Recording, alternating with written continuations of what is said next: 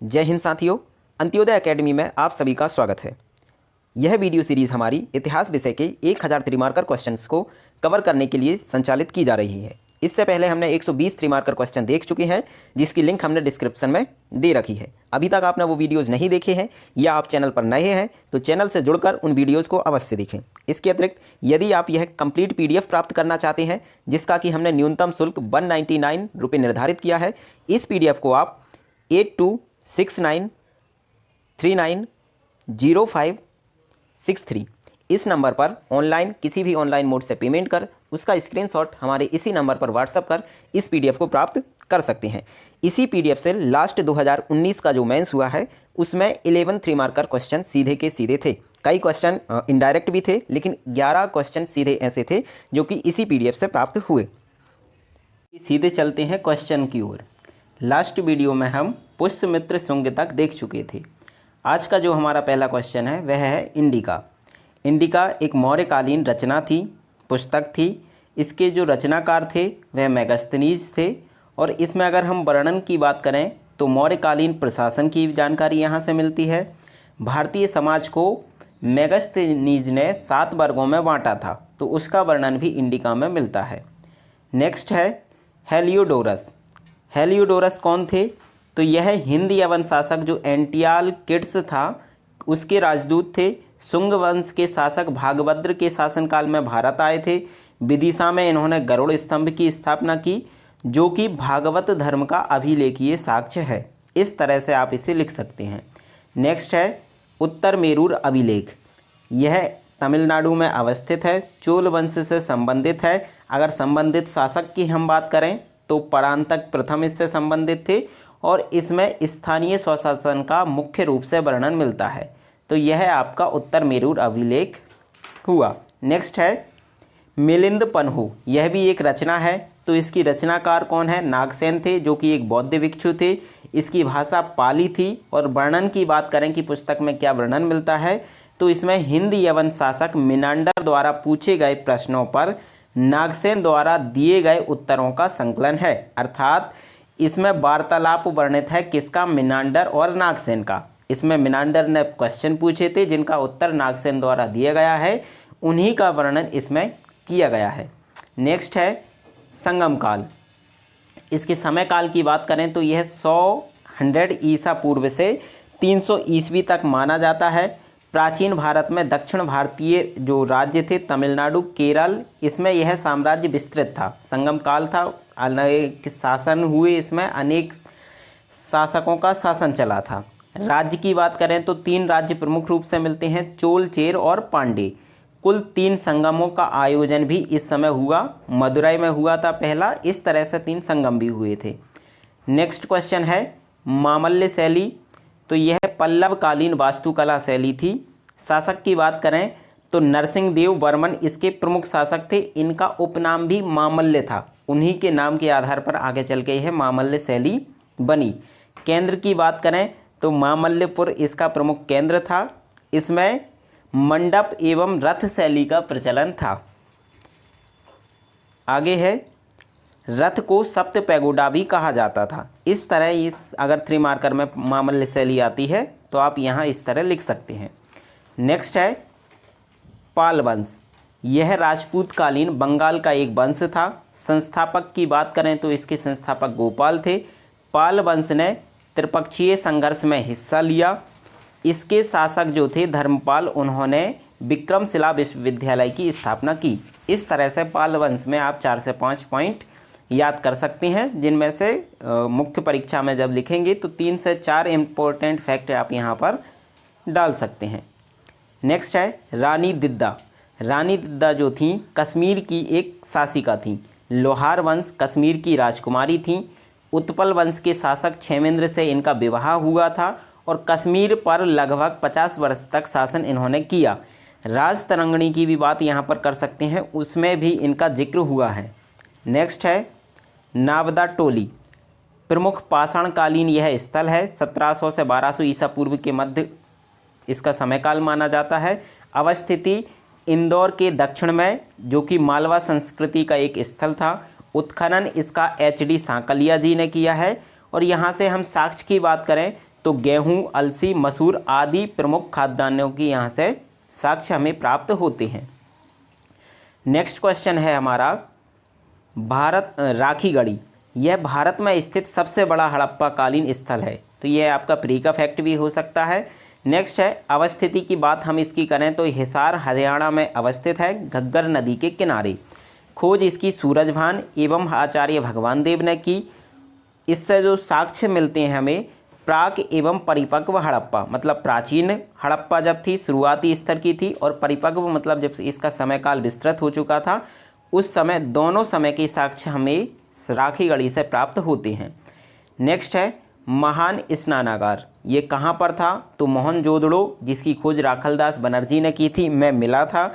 इसकी लंबाई चौड़ाई आप देख सकते हैं कि लंबा 11 मीटर, लगभग 12 मीटर लंबा था, 7 मीटर चौड़ा था, और इसकी गहराई लगभग 2.43 मीटर थी। फर्श पकी ईंटों से निर्मित था इसका, और इसका उपयोग किस कार्य में किया जाता था? तो धर्म अनुष्ठान संबंधी कार्य जो हड़प्पा काल में होते थे उनके लिए इसमें स्नान किया जाता था, महान स्नानागार में। नेक्स्ट है शिशुनाग। शिशुनाग वंश का यह संस्थापक था। शासनकाल की बात करें तो 412 से 394 ईसा पूर्व इसका समय है। अवंती एवं वत्स को जीतकर इसने मगध में मिलाया था, और वैशाली को मगध की दूसरी राजधानी। यह प्रमुख फैक्ट आप शिशुनाग में लिख सकते हैं। नेक्स्ट कालाशोक। यह शिशुनाग वंश का द्वितीय शासक था। इसका समयकाल 394 से 366 ईसा पूर्व था। राजधानी को इसने पुनः पाटलिपुत्र, जो अभी शिशुनाग ने वैशाली को बनाया था, कालाशोक ने पुनः पाटलिपुत्र को मगध की राजधानी बना लिया था। वैशाली में द्वितीय बौद्ध संगीति का आयोजन भी कालाशोक ने कराया था। पुराणों में इसे काकवर्ण भी कहा गया है। नेक्स्ट क्वेश्चन है हमारा बराहमिहिर। बराहमिहिर 5वीं-6वीं शताब्दी के भारतीय गणितज्ञ एवं खगोलविद थे। इनकी रचनाओं की बात करें, बृहत संहिता, पंच सिद्धांतिका एवं बृहत जातक। सर्वप्रथम इन्होंने बताया कि कोई ऐसी शक्ति है जो वस्तुओं को जमीन के साथ चिपकाए रखती है, अर्थात गुरुत्वाकर्षण की प्रारंभिक जानकारी बराहमिहिर द्वारा प्रस्तुत की गई थी। नेक्स्ट है मंदसौर अभिलेख। मंदसौर जिला मध्य प्रदेश में यह अवस्थित है। संबंधित शासक की बात करें तो मालवा नरेश यशोवर्मन थे। वर्णन यशोवर्मन की सैन्य उपलब्धियां एवं यशोवर्मन के राज्य विस्तार का इसमें वर्णन मिलता है। नेक्स्ट हमारा क्वेश्चन है सिकंदर। सिकंदर कौन था? मकदूनिया यूनान का यह शासक था। इसके गुरु अरस्तु थे। विश्व विजेता बनने का सपना देखा इसने। खैबर दर्रे के मार्ग से भारत आया, और 326 ईसा पूर्व में पोरस के साथ इसने हाइडेस्पीच का युद्ध लड़ा था। नेक्स्ट हमारा क्वेश्चन है कलिंग का युद्ध कब हुआ? तो 261 ईसा पूर्व में यह हुआ था। अशोक के राज्याभिषेक के 8वें वर्ष हुआ था। किसके मध्य हुआ? तो अशोक एवं कलिंग राज्य के मध्य हुआ था। अशोक के 13वें शिलालेख में इसका वर्णन मिलता है। कारण क्या था इसका? तो दक्षिण भारत के लिए अशोक मार्ग प्रशस्त करना चाहता था। परिणाम क्या हुआ? अशोक विजयी हुआ व राजधानी तोसली पर इसका अधिकार हो गया। जो कलिंग की राजधानी तोसली थी उस पर अशोक का अधिकार अब हो गया था। इसके उपरांत ही जो कलिंग का युद्ध था, इसके उपरांत ही अशोक ने धम्म नीति स्वीकार की थी और युद्ध घोष की नीति को इसने त्याग दिया था। यहाँ से प्रयाग प्रशस्ति की बात करें तो यह इलाहाबाद में अवस्थित है। रचनाकार इसके हरिसेन थे। कवि जो थे हरिसेन, ये उसके रचनाकार थे। संबंधित शासक की बात करें तो समुद्रगुप्त है। वर्णन की बात करें तो समुद्रगुप्त के विजय अभियान इसमें वर्णित हैं। सर्वप्रथम भारतवर्ष का उल्लेख भी इसमें मिलता है, और समुद्रगुप्त को धरणीबंध इसमें बताया गया है। नेक्स्ट हमारा क्वेश्चन है कलचुरी राजवंश। इसके संस्थापक कोक्कल प्रथम थे।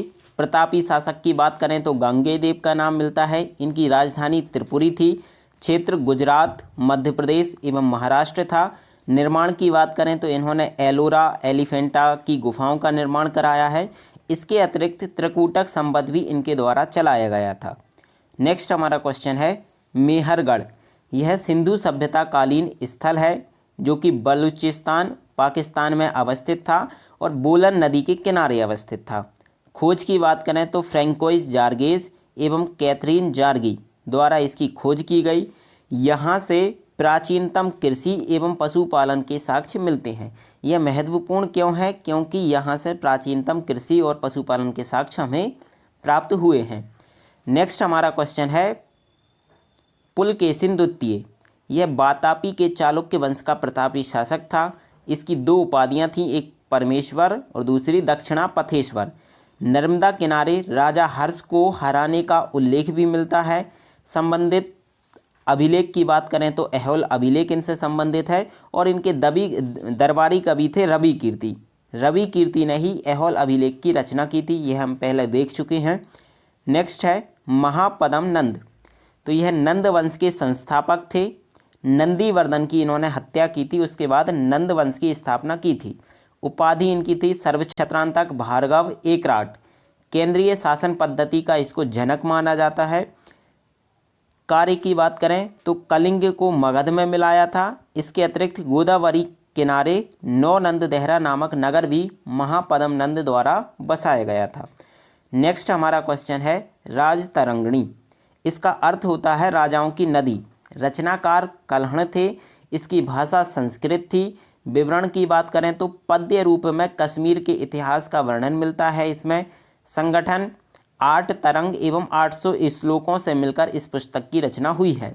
अंग्रेजी अनुवाद इसका ऑरेल स्टेन द्वारा भी किया गया है।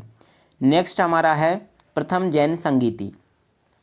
इसका समय काल 300 ईसा पूर्व है। स्थान की बात करें तो पाटलिपुत्र था। शासक इस समय चंद्रगुप्त मौर्य थे। प्रथम जैन संगीति के अध्यक्ष स्थूलभद्र थे।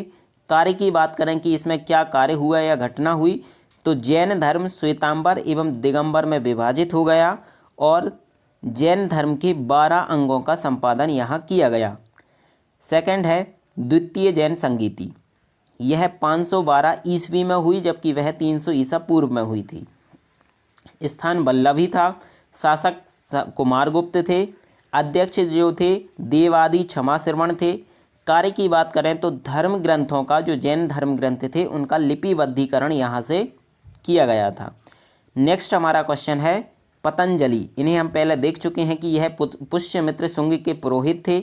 योग दर्शन जो आयुर्वेद है इसके जनक इन्हें माना जाता है। संस्कृत के व्याकरण महाभाष्य की इन्होंने रचना की है। अन्य रचना इनकी योग सूत्र थी। नेक्स्ट हमारा क्वेश्चन है कौटिल्य। सभी इनसे परिचित होंगे ही। अन्य नाम इनका चाणक्य एवं विष्णुगुप्त था। उपाधि की बात करें तो इन्हें भारत का मैकियावेली एवं द्विजर सभ भी कहा जाता है। पद की बात करें तो यह चंद्रगुप्त मौर्य के प्रधानमंत्री एवं गुरु दोनों थे। कृति इनकी रचना अर्थशास्त्र थी जो कि एक राजनीति की पुस्तक है। इसके अतिरिक्त इन्होंने कुछ सिद्धांत दिए जैसे मंडल सिद्धांत, सप्तांग सिद्धांत आदि इनके प्रमुख सिद्धांत थे। नेक्स्ट है वाकाटक राजवंश। 3 से 6वीं शताब्दी के मध्य का यह वंश था। इसकी स्थापना विंध्य शक्ति द्वारा की गई थी।